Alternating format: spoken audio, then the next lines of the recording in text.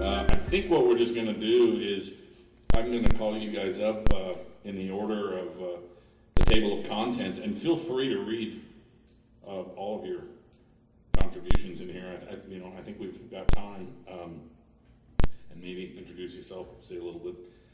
And the first victim is Roy Beckemeyer. Are you ready? I'm ready. Okay.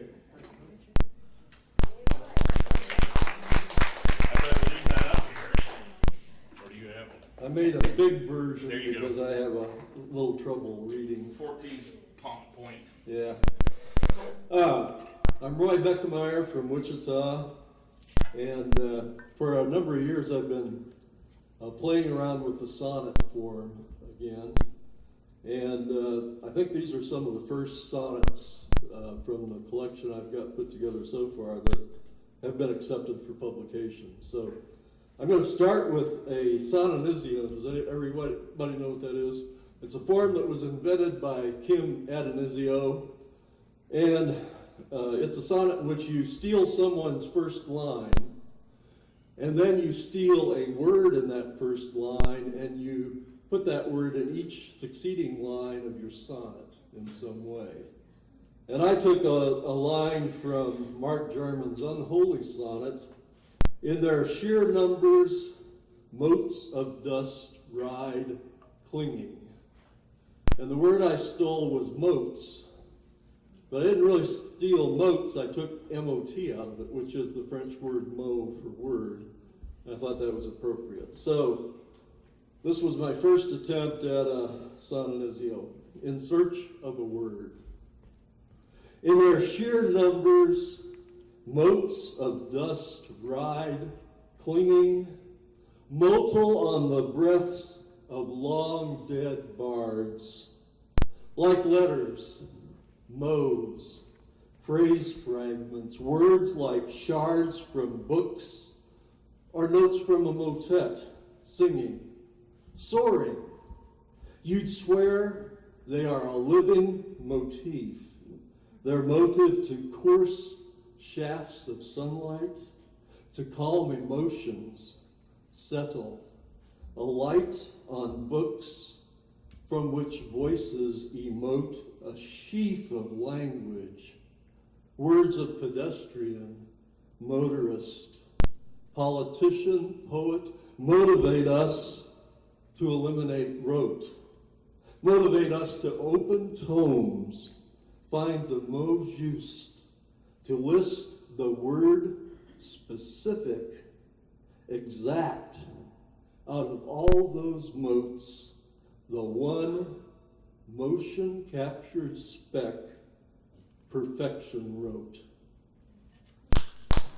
Okay.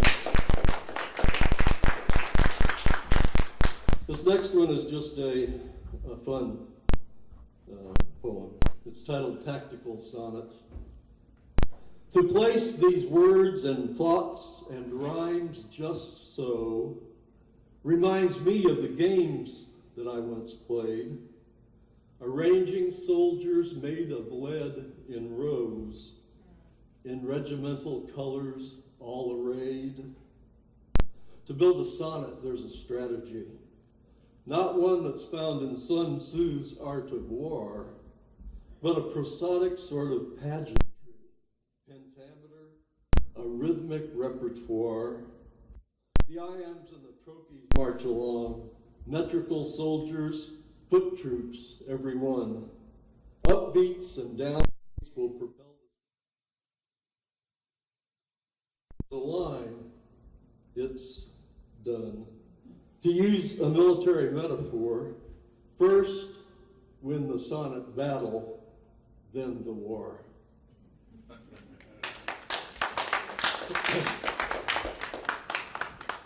This final sonnet is misspelled in the book, I believe. At least it was it's correctly misspelled. Okay. It's titled Dysfunctional, but I spelled it D-S-Y-F-U-N-T-I-O-N-A-L. Right? And the first time I did that, it was truly a typo, but then I got to thinking about it, and given the subject of the poem, it fits. So everybody from now on is going to think there's a typo, and it really isn't. This was inspired by one of Ted Kuzer's great poems called Abandoned Farmhouse. And I used to go bird hunting around Kansas, and you were always out in the field somewhere, and there was a decrepit house about to fall down, and you always wonder who lived there, what was going on. And Ted Kuzer in that poem talks about a man who wasn't suited for farming, and the line from his poem is, "Not a man farming, say the fields." So this is my version of that fellow who wasn't truly a farmer. His harvest, a bumper crop of heartaches, aspirations tilled under row after dusty row, no children's warming laughter, rusted tractor, dull plow, broken tined rake, wife and helpmates' love withered by this drought, his dry face grim, gray as the leaning barn, weed-tangled thoughts that missed signs that warned, omens that marked him, failed, feckless lout of a farmer, yokel, oaf, debtor, clod, broken, axled, flat-tired, fractured man, ground down so far that he no longer can attempt to endure, to carry on. God help me, he mumbles into a deaf wind, steps off the hayloft, sows his final sin. Thank you.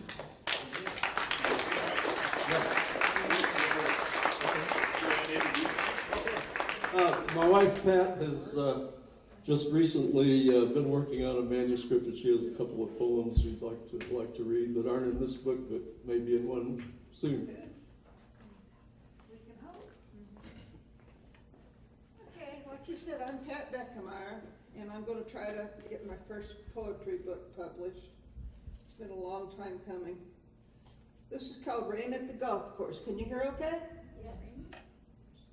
My dog and I are playing like frantic children, running through puddles, digging holes in the grass, sand, lying on the grass, washed by rain. Don't tell anyone I'm an old woman, least of all me. I'm a child again, not caring who sees. I'm a young dog playing wild again. He's a hard act to follow.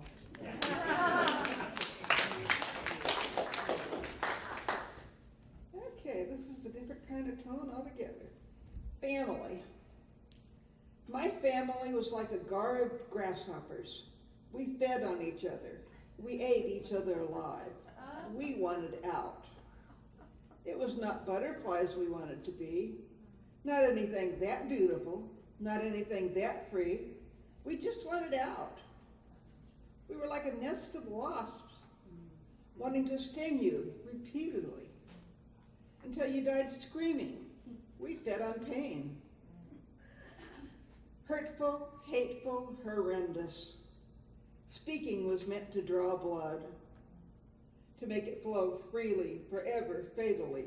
To have pain is to feel. We were like cicadas screaming at night. Empty shells of selves littered our trees. We thought this would free us, but hornets ate us at our birth. Repeatedly trying to emerge, we became trapped, forever crumbling, seeing no way free from our tree. We screamed like sirens in the night. How many do you want me to read? Just one more. Okay.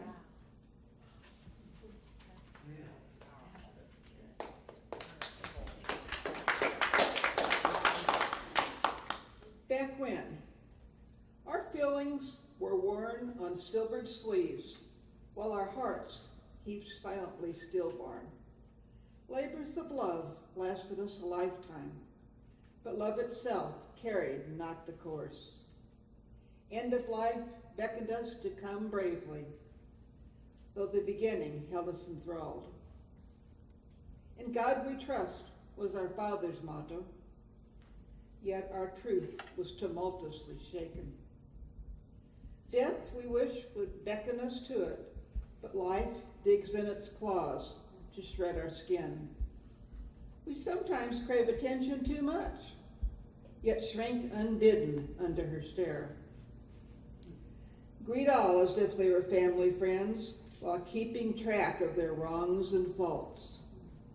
Never silence those who speak well of you, but listen carefully to their choice of world. Bring the world closer and push it away.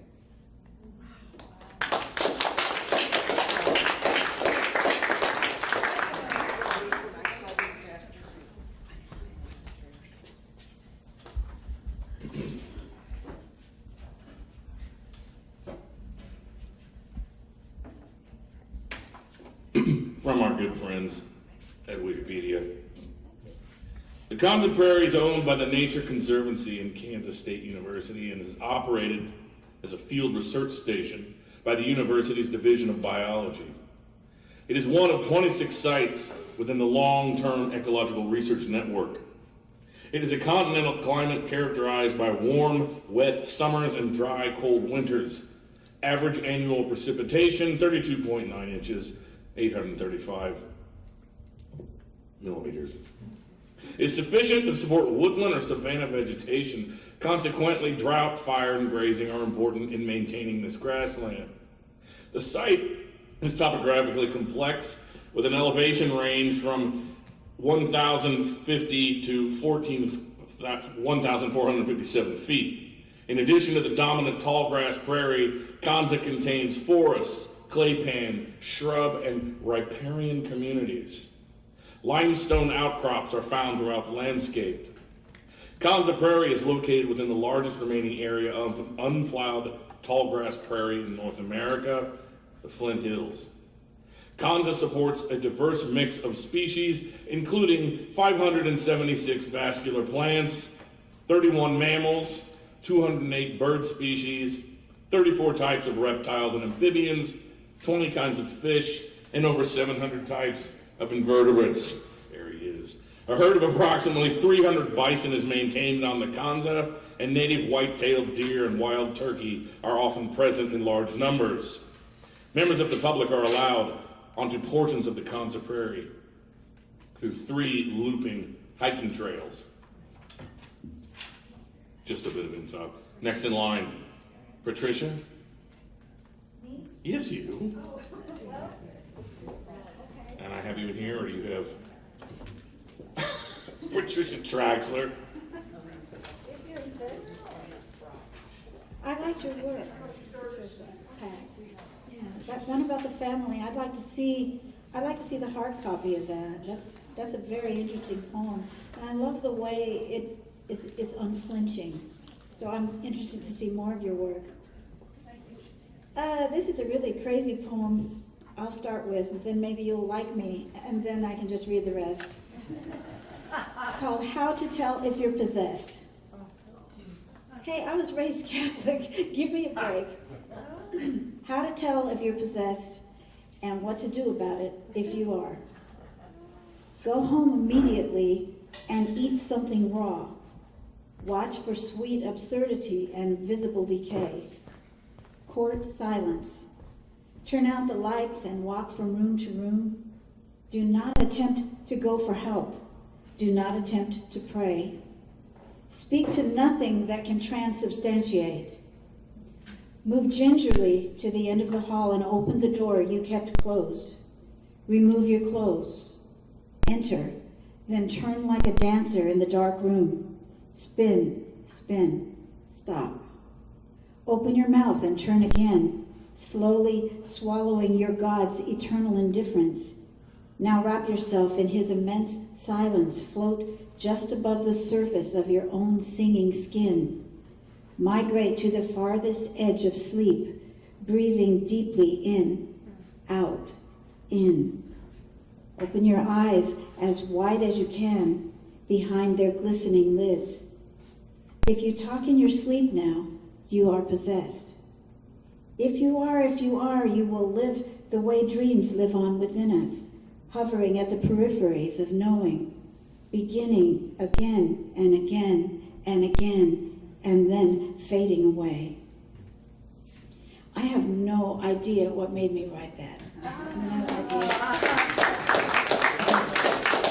One night I was upset with somebody many years ago, and I took a drive on the Ogden Turnoff, and I don't know if anybody knows that the Ogden Turnoff into Manhattan, you don't go there in October and not expect deer to jump out at you. And this was the first time I ever saw a deer, because I'm from San Diego. I never saw a cow before I moved here, and much less a deer. And in fact, my mother said, my San Diego mother said after this happened, I want you to come right now. Come home right now. We don't have deer that jump out in front of us everywhere we drive. And okay, Mom, but I'm here. So anyway, this happened on the Ogden Turnoff, and every word in this is true, which isn't necessarily so about all of my poems. The deer. In darkness beside the empty road, he must have waited, and then, drawn by the approaching light, in a microsecond, he's leapt from the shelter of cottonwoods into the swath of my beams. I hear and feel the impact, see him in profile, arcing upward, illuminated. Hooves, antlers, hooves. He tumbles, amber eye open wide, and fixed on this moment, his own sense of the world we share. Stopping my crumpled car on the verge beside a stand of cottonwood, oak, and blood-red sumac, I see him in a heap across the road, look away, make myself look back again. Then a slash of light, truck pulling in behind my car. Someone wanting to help, maybe. The man comes to my window, waves a hand at the carcass, two of his fingers missing. Are you going to eat the deer, he asks. By killing a living creature, have I made it my own to give? I shake my head, but then behind the man, I see the deer lifting his head, and in a long moment, struggling to his feet while the man waits for my answer. The deer staggers, then bounds into the woods beyond the road. The man notes my gaze and turns. God damn it, he says, fuck. Without another word, he lopes back to his truck. His headlights come on again, illuminating my car's interior, my hands still on the wheel. I watch him take the road, disappear. The wind returns and cottonwoods stir. What other life might be waiting, hidden beneath rough boughs in darkness? The engine hesitates, then catches. Enclosed in buckled metal, I move back onto the road, watching shadows and shapes along the edge for signs of life. I still can't read that poem without getting upset. That was the first deer I ever saw, and I thought I had killed it. Probably did, really. And this one is called October Grackles, and it's the last one. It's a short poem about sometimes thinking maybe you want to leave, but you're just too tired. October Grackles. Hundreds of you everywhere above me, lining every branch of every tree. You own the day. I can't love you. Go, leave my elms and oaks, ash and cottonwoods. Continue on your way. Sharp voices etching pure October air. You need only yourselves, your song and propaganda. I understand this. Once I was like you, craving change and stir, the momentary fancy. And then I was here, where place became time. Now give me back the stillness, please, and I will give you this. Hurry, leave, before you lose the will to fly. Thanks. I wanted to read one from a friend of mine who couldn't make it, who I really like his work. I did a book of his about 2 years ago. His name's Stephen Johnson. He lives in Lawrence, Kansas, and I met him back in college days in the 90s, and he's now teaching at KU. But I always like poems about John Brown. John Brown's one of my personal heroes. Invocation to John Brown.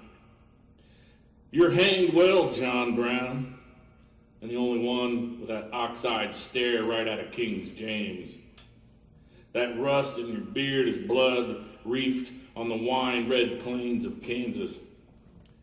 Frothed and snagged, you fist scripture from your lungs in fiery reverent cant. Who's to interpret your rent tongue? Your last and first John who gospeled in Kansas. The saint excoriating brute flesh with an ox-eyed strop, the penitent Jeremiah bent on raising New Babylon. Your vision, rip America's slag-wasted body into pure hosannas, smelt the godless dross, keep his will hammered until the states curl over like Christ's nailed hands. Work of the devil, child of God, this is my invocation to the grave. Sear the word into my skull, brand the brain dead, relieved of guilt, Osawatomid, and penned like pigs in your tin can of sass art. Bleed fear and decency, and I'll understand your anthraxed rant. No, we will go together down in your sodomized heart, together sound. The Marie Desange night, dark like us, one in sin. Stephen Johnson. I've got some of his for sale down at Astra. Joel Matthews, are you ready? Si, senor. Joel Matthews.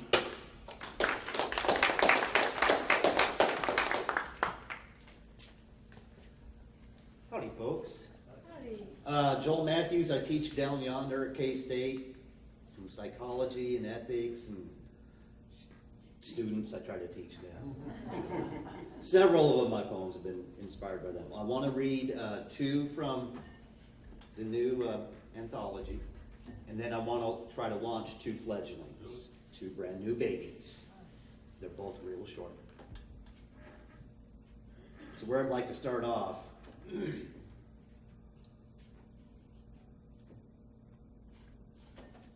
you know, when Jason put out this new anthology, you never know what's going to strike with people, do you?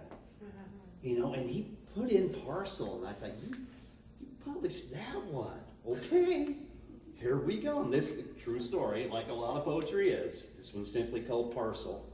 I should have brought the prop along as proof. Buddha came through the mail today in a flimsy box. The postmaster had no celebration for the event, no sand paintings in the language of symbolism, no prayer flags fluttering, no bringing together of the hands, nor bowing, not even a simple namaste. Just a flimsy box, a plain, flimsy box. No fancy labels, no foreign tongue, no warnings of fragility, and no gaudy stamps of insurance values and conditions thereof. A plain, flimsy box that was, as it seems it should be, a bit lopsided. One side heavy to remind me of the dead wood in my life.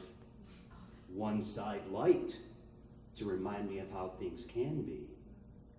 And just as it should be, to remind me of the perfection. I suspect some prophets travel only in first class. Their posh private jets, instant feed satellite connections, rare exquisite wines, priceless trappings galore, and an entourage of sycophants groveling something about not being worthy. Buddha came from that plain, flimsy box, a bit dusty, just like the rest of us in this real life, as it should be.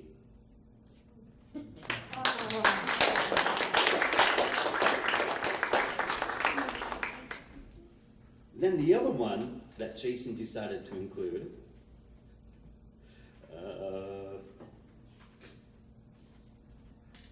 the new and improved Neanderthal, which the etymology of the word Neanderthal is a bit of a misnomer. It actually translates to mean a man from the Valley of Neander, which is German and is the Valley of Intelligent People. So I guess being called a Neanderthal is a bit of a compliment. The new and improved Neanderthal. Us, we modern ones, hunt for the closest parking spots and fill our carts with name brand, not generic goods. We pay the dues of hides, shiny stones, and pretty feathers with the deft wave of a MasterCard key fob encoded with DNA imprint sequences and retinal scans. We cerebral Cro-Magnons litter the veld with constructed caves with central cooling machinery and a stocked wine cooler, each bottle captured live in the wilds. Cave paintings, now called abstract art, represent a most distorted story of the hunt and visions of the shaman. The spear of point and click is effortless hunting, sitting down hunting. Easily caught is the prey of a neoprene chin strap to stop me from snoring. A new mate, enrollment in a subversive parochial movement, and epic stories of time-bending neutrinos winking electrons into space between. All easily caught passive prey. Some of us used to excel with gazelles, but now hunt the popular vote or the revered greenback. Us sly sapiens hunt the most bizarre of beasts, gather the most bizarre goods, and gazelles are still gazelles.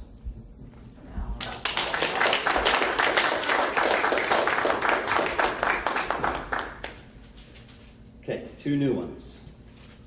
The first one here, K-State down here, we've recently had an influx of students from Saudi Arabia. And I have always enjoyed our international students and put forth a great deal of effort getting to know them, learn about their culture, da-da-da-da-da. And one of the boys, he came to talk to me and he said, I want to tell you the story about Islam. And I said, well, here's what I know. And I rattle a few things off because I've studied religion forever. And by God, I was right. And he sat there slack-jawed. How do you? What? I said, well, I have a few questions for you. And I stumped him, and I was pretty proud about that. The Cave of Hira, H-I-R-A, is a real place. That is the cave where the Prophet Muhammad had his revelations from the angel Gabriel. And there is a beautiful story about how that went down. So I was toying with the idea, doing some research, and last semester I'm giving an exam one day, and it just that lightning bolt hit me, and I had to turn it over and start scratching some lines down. And I'm walking back to my office. I bump into one of the guys. I said, hey, I'm working on a poem about Cave of Hira. I said, take a look at this, would you? And he read it real quick, and the boy didn't say a word. All he did was hold up his arm, and he had goosebumps like you would not believe. And I thought, okay, maybe I'm onto something. Cave of Hira. Too much haggling. Dates for bread, honey for melons, olives for carpets, favors for integrity, dignity for almost anything. Too much. So I went to the cave, looking for peace, a little place away from the hustling, bustling, and haggling. My mind needed to slow down, to rest, breathe easy, so I may see a better way. Find the simplest line. Gabriel had other plans for me. He does not haggle.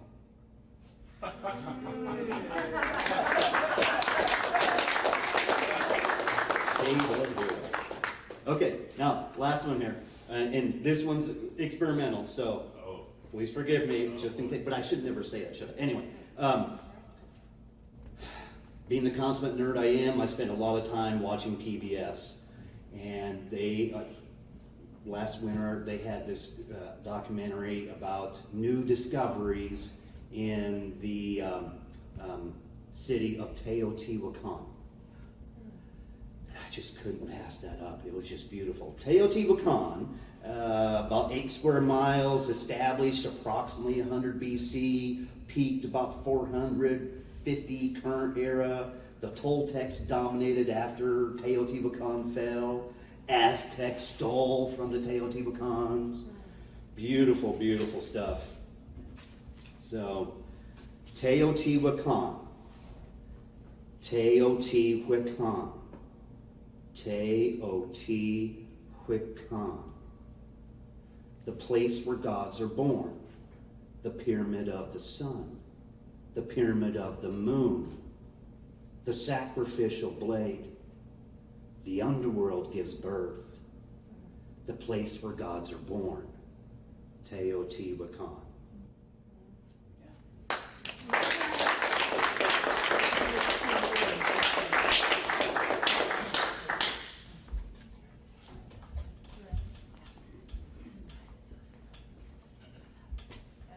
When you can have a new manuscript for me, Joel? What's that? When you can have a new manuscript? How about next summer? Right, Are we on? let's do it. We're on. When you're home alone and all fucked up, there are no questions, only answers. Of course, let us lie down here with the lion and the lamb, since we're all in this together and anything is possible. Come back here. You could go out to the curb and wave your junk like a flag. I love this guy. Everyone would understand, and the answer to what could be simpler is nothing. You take your meds, and existence breaks down to the framework.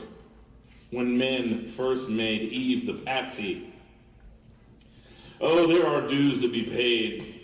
Your bathrobe flaps and your slippers agree. Clearly the 100% solution is global love. Politics and all the silly isms will be sorted out once we scrape the scales from our eyes. Yes, we can work this out. But love must start somewhere, and you appoint yourself the prime mover. You make a note to smile at the mailman. World peace, no lie. But then suddenly it's time for bed.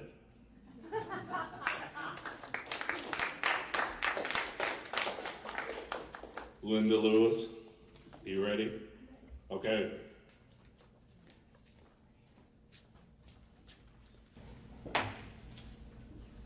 Hi, I'm Linda Lewis. I'm a professor emerita of Bethany College, and I would like to begin by thanking Jason for including me in this anthology, and thanking Lori for her hospitality, because again and again, she hosts events like this at Spark.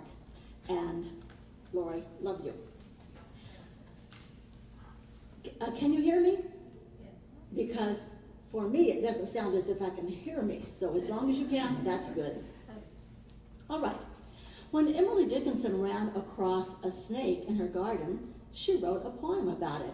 It was The Narrow Fellow in the Grass. Well, apparently for Emily, there were no bad repercussions. I didn't fare so well. This poem has allusions to Emily Dickinson, and then also to the book of Genesis.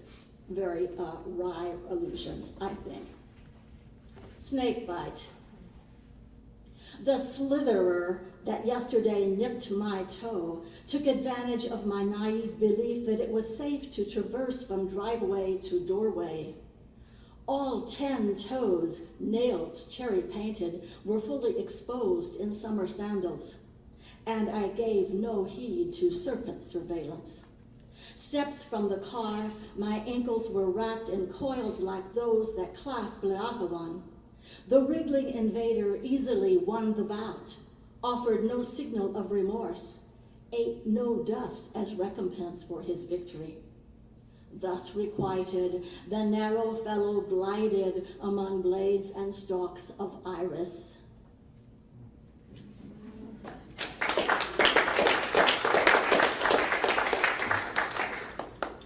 The name Carrie and the Smashers sounds like it could be a female grunge band, but it isn't.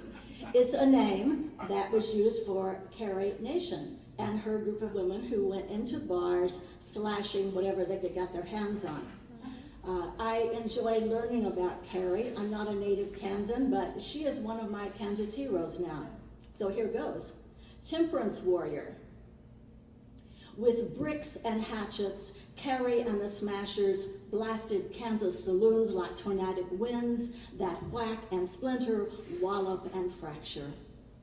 Often Carrie A. Nation crusaded alone, for only she heard God's charge to demolish dens of iniquity in Medicine Lodge and Kiowa.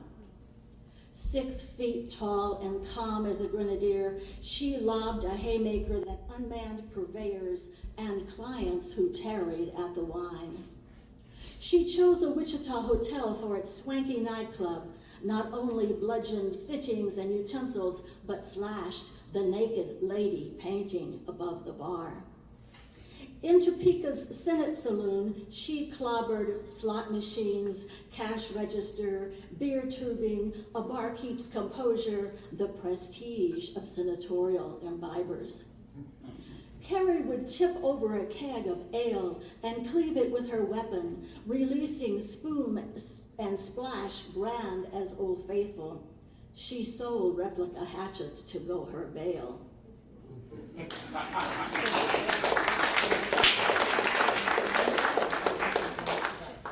And this is my final one. This woman is a real person. I didn't know about her until I discovered her quite recently. She is as real as Carrie Nation.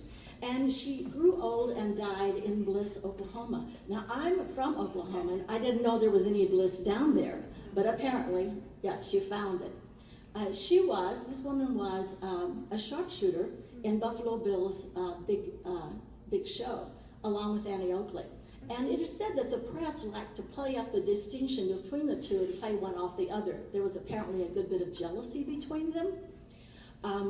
Annie Oakley was from a very poor section of Ohio, and she was not refined and dignified, except that she became that. She became very precise and very proper. Whereas Lillian, the woman in this story, liked to romp and drink and make all kinds of trouble, and also compete with Annie Oakley. This is the only poem I've written in dialect, so bear with me, because this woman was known for her bad grammar, so I've put in some. Lillian's version. That prissy little Quaker trick shooter was done for. There, I said it, and reckoned it so, until Bill Cody concocted a quarrel, knowing I would up and quit his Wild West shebang, leave the door open for little Miss Sure Shot and her fawning Frank Butler to waltz right back under the big top. That girl sure didn't cotton to sharing a spotlight, had a jealous streak whiter than the mighty Mo. When I showed up, way younger than Buffalo Bill's female firing wonder, she scissored years off herself quicker than you could pluck ticks from a dog's hide. She seen that Queen Victoria took a shine to Lillian Smith instead of Annie Oakley, and that rubbed her raw as a new-laid egg in an Ohio farmyard. Such a show-off. Blam, blam, blamming clay pigeons like champagne corks popping, blasting ashes off the Kaiser's cigar. But her shotgun never shattered glass balls like my Winchester. Show folks can't keep a lid on. So I heard of her disdain over my flirty ways and fancy duds, her disgust at my grammar. But I seen it didn't bother Her Highness Queen Victoria none. My sharpshooting days are over. My low-down German artist run off and left me like my barkeeper, lawman, and bronkbuster. None of them a stayer like Annie's Frank. I'll give her that. They say he starved himself after she died. I'm alone in Bliss, Oklahoma. Just me and my dogs and rifles, and some tarnished trophies in bliss. I wonder where Annie Oakley is. Thank you.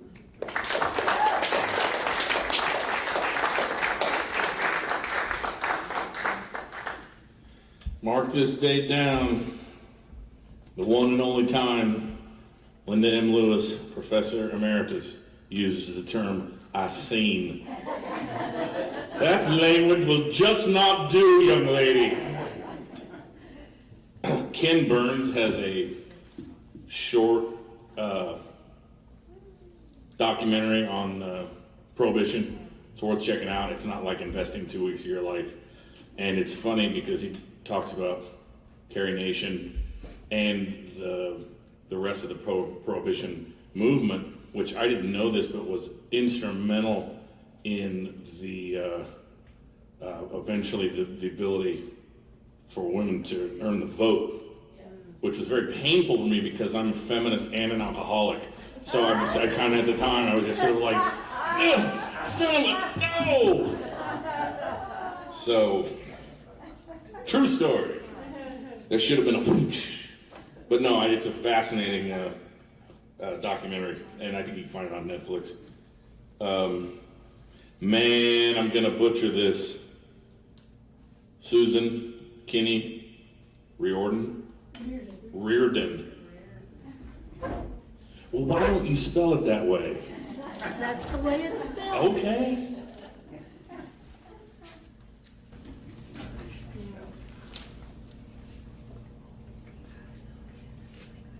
And you are on page 88, and should I raise this higher for you? No. Okay. Lower. Okay.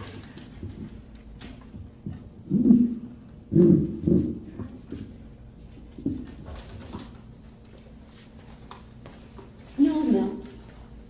The snow has fallen. The shovel and snowblower has done the work, moving snow off the sidewalks and driveways, making way you can walk. The roads have not been cleared. Cars and trucks have driven over them, making paths for people to travel. Traveling in the snow can be hard. The rows of snow ripple as the sun melts the edges. Puddles are everywhere. It's only January. Snow edges around the sidewalk, wet as snow melts to water.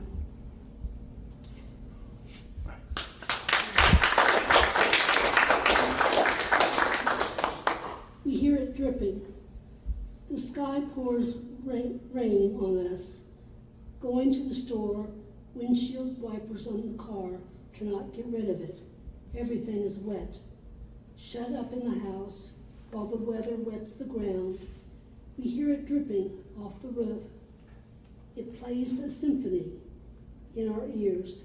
We try to sleep.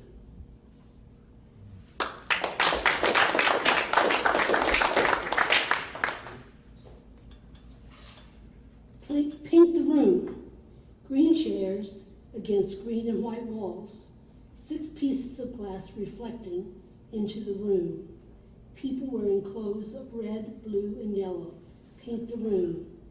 The bearded man prepares for his speech, laying out folders, handing out papers with printing on them. People talk about writing poetry inside their colorful clothes.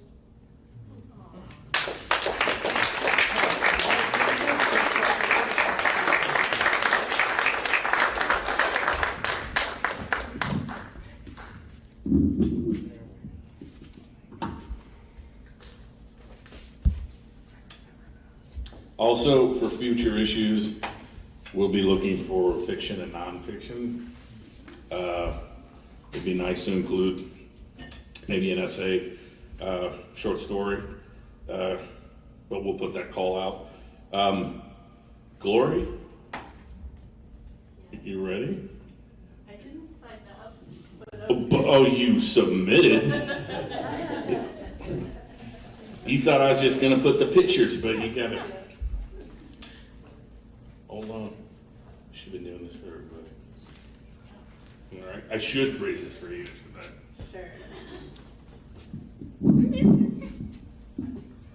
I haven't taken So I'm Gloria Banaka, and I'm a photographer first, and I've just taken up writing. So I have a few photos in here. And an interesting thing, they're from the Manhattan Kanza Prairie Research Trail. Before they I think they've closed it to the public since then. Or does anybody know? Has anybody been there recently? Or no?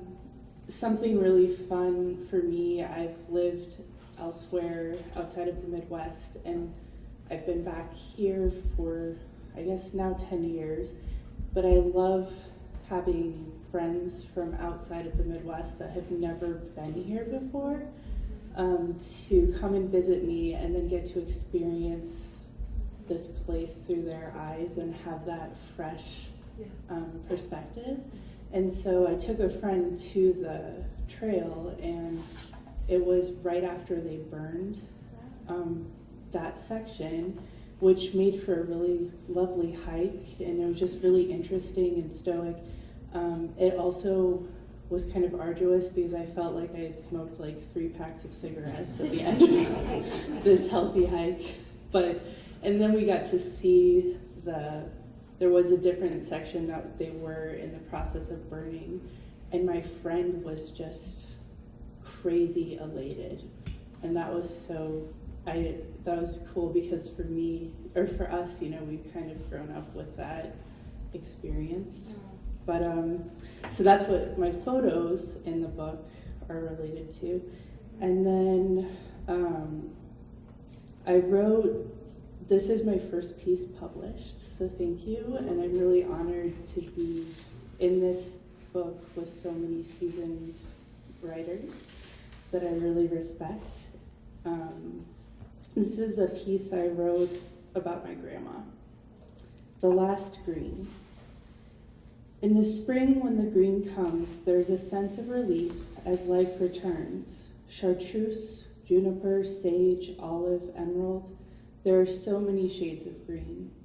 Its many shades express the changing seasons, and at the end of each season, before the first frost, there is the last green. By the end, most plants have grown to adulthood, big, tall, and saturated with many shades. It seems like yesterday that they were only seeds, some of just the size of a speck of sand in your hand. Now they stand proud and tall, but each is approaching its last green. This is the way of things. The natural order is to be born, live, reproduce, and die. I cried a lot at my grandma's funeral. Of course, I was sad that she died, but I was crying a lot extra because it was the worst funeral I had ever been to. I had never participated in organizing a funeral before, nor had I had a front row seat to death. I suggested we use this portrait of her as a young woman for the obituary, but everyone laughed. The funeral home director suggested that the photo of a 60-year younger woman would make her unrecognizable to those she knew. And it was true. One of her best friends said, "Who's this?" when they saw the portrait on the memorial display. She was memorialized in the newspaper as another gray-haired old woman. We all start to look the same before death, no? My aunt told me that this was her senior portrait, and it turned out so well that my great-grandma ordered enough copies for everyone in the family, plus extras. It's truly a well-circulated portrait in my family. It is a beautiful portrait. She has a perfect expression of humble beauty and youth. I never knew my grandma to be vain, though. In fact, she discouraged us from looking at ourselves in the mirror too long as children for fear we would catch some form of shallowness. I obeyed, and I didn't take to leisurely staring at myself too much. She grew up on a ranch in West Texas, and as a rurally cultured woman with a Depression childhood, she had a certain practical sensibility in all things. For some plants, the last green is only for the season, but for others, this is their final green. So before the first frost, the gardener collects all of the produce, even the things that are not ripe yet. Most of it will ripen indoors. It won't be as tasty and fresh, but it will probably get you through November. That first frost kills the last green. We are trying to hold on to that last green, celebrate the end of the season's harvest, and prepare for winter. From that point on, brown comes in place of the fading greens in the plants, and we won't see green again for some time. It's sad, the withering body in the nursing home. When you are just kept comfortable in those last moments in a cinder block room. I cried a lot there too, because it was all so ugly. The artwork was screwed down because of the Alzheimer patients. Worn brown recliners lined the walls, and strange smells lingered in the air. Is this how and where we are meant to pass from this modern life? It all seems very artificial and unnatural to me. The plants begin to wither after the first frost. Now the different shades of brown come and eat away at the green. Some plants are very strong and fight the cold very hard. They are prepared with thick skin and stalks, insulated by strong foliage to weather the cold well into December, just before the consistency of real winter weather sets in. But some of the weaker plants wither almost immediately, as though the breath of cool air is a poison. For the annual plants, this is the end, their life just a mere season. They have completed their cycle, this is their last green. For perennials, they will hopefully survive the winter and more seasons to come. This is just their last green of the season. When it finally happened during the last few hours of Christmas Day, I didn't know what to think or say, but all we thought of was this beautiful portrait of her. We all went to the nursing home to see her peaceful body, and our uncle brought the portrait so we could all remember her like this. There was a first snow that night, and I made the first footprints around the park in the dark. When I stare into her youthful eyes, I see her grandma face that I grew up with. I also see my mother's face, and then my sister's and my own. All of us women have passed this age forever now, but she is still here inside each of us. We are all layered together and connected by our common seed. This is why we cry too, because her death calls to surface our own mortality. We will die one day too, and hopefully there will be other women who will still see our face in them too. Each green that passes feels more comfortable now. This is the natural order of things. It is also simple: a seed, a season, some green. I used to think in more complicated terms, negotiating my green with different ideas, but someday the last green will come for me too, and then your present will be my past too.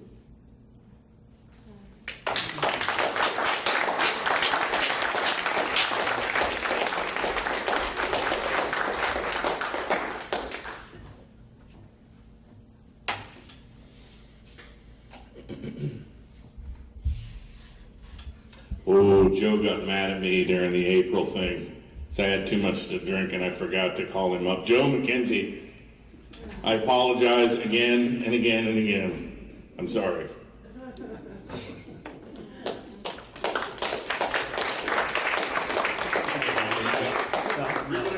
Okay. You're good. Real good. Hey, Gloria, that was beautiful. Beautiful. Thank you for sharing that. Okay. Let's see. I write a lot about death too, but I'm not going to steer clear of that one. I'm going to read one from the anthology and read a couple newer ones that I brought. The ones that are in the anthology, I just kind of feel like I've read those. I've read it a lot. So, hopefully you can read it in the anthology if you haven't heard it. I'm going to start with one called Half Crazy. It doesn't matter which half is the crazy side of a person to an untrained observer, as long as we get to deal with the calm, rational response side when we confront the beer belly of sanity over a small thing like a lap dog on a leash, squatting in the light of an indifferent moon, a sad crescent, seeing the dog poop daily on the edge of my lawn, without a scoop in the meaty hand of the fat guy who holds a red leather leash clipped to the studded collar of this lame little furball mama's dog who just wants relief and is into routine like many of us. So, same lawn, day after damn day, mine. And something about the guy's t-shirt tells me he drinks Bud, not light. And he's a proud, dog-loving, tax-paying, flag-waving American who won't understand my half-sane side as I approach him smiling with a doggy biscuit and gun.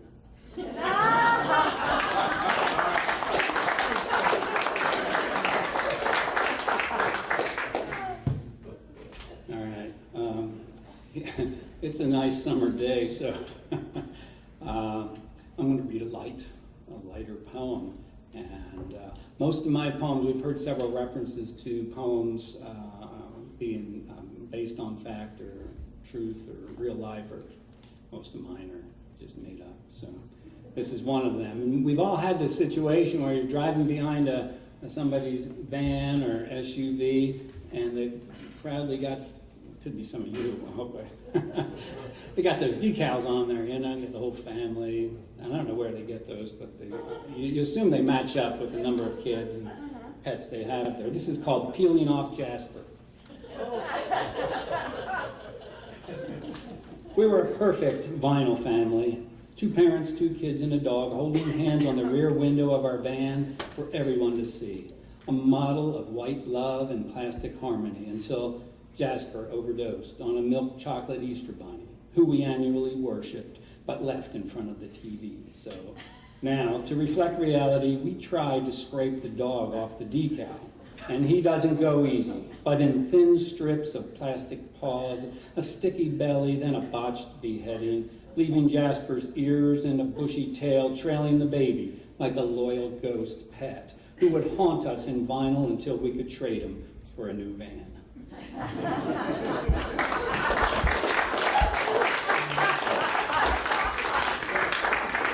Thank you. It happens, doesn't it? My son's dog is named Jasper, so we kind of immortalized him in that piece there. And he's named Jasper because my father could never remember the names or cared to remember the names of pets, so we called all dogs and cats Jasper. That's where that came from. Jasper's a great dog. Yeah, so. I'll finish up with a poem that is not as funny as Jasper. This is called Final Stage.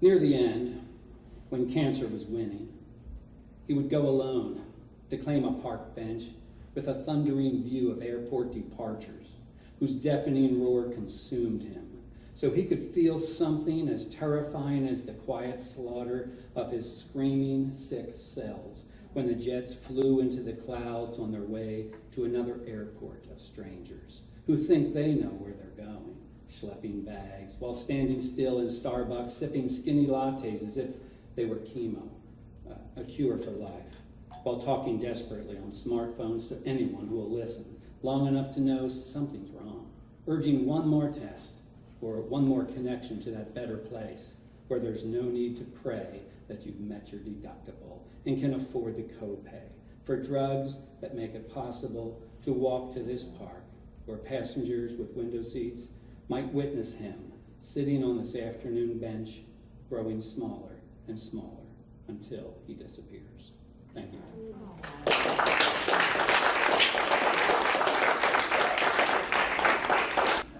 Jackie, Agnes, and Ash, please come up here.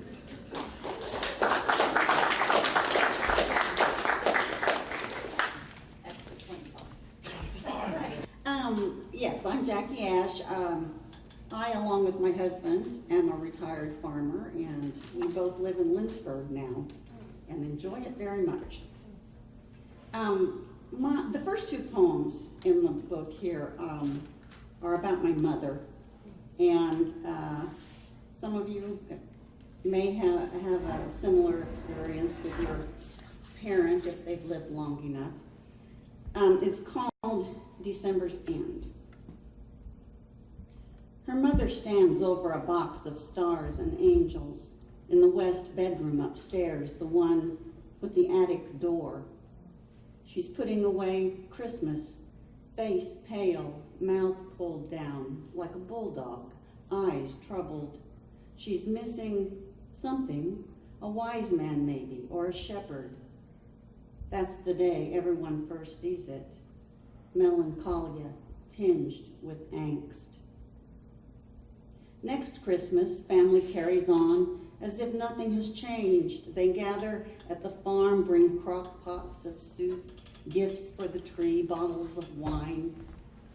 They never find what she lost, wise man or shepherd. They still can't say what it was.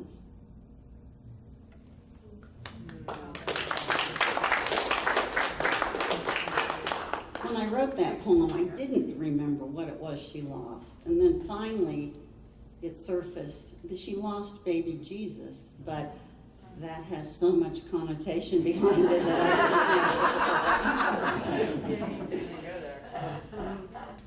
The next one has the ice storm of 2007, which was just horrendous, and it was a wide swath of Kansas.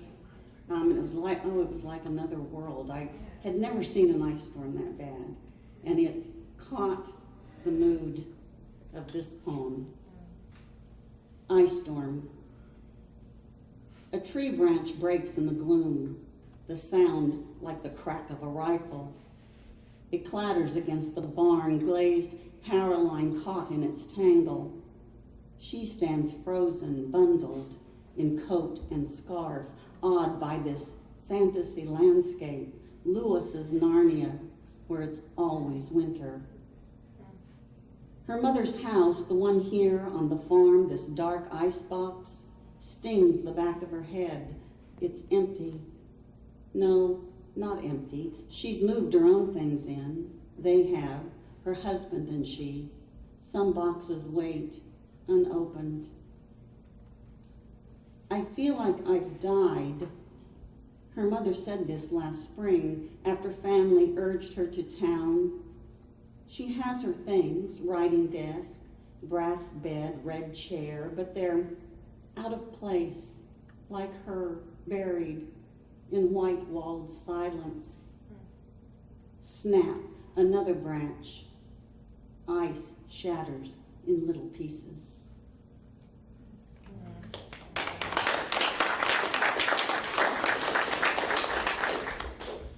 And then that one's followed with my idea of the universe breaking through that ice from its very beginning. I feel it moved towards life, and that's what I'm trying to capture in this one. When stars are more than stars, they pierce night with glimpses of glorious dawn, explosions.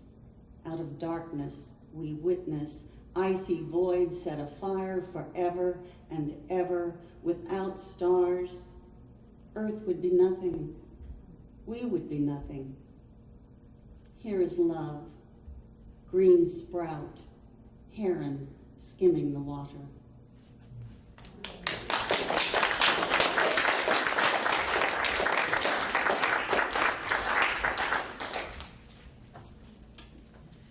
Thank you, everybody, for coming. I will have the next one out before Thanksgiving.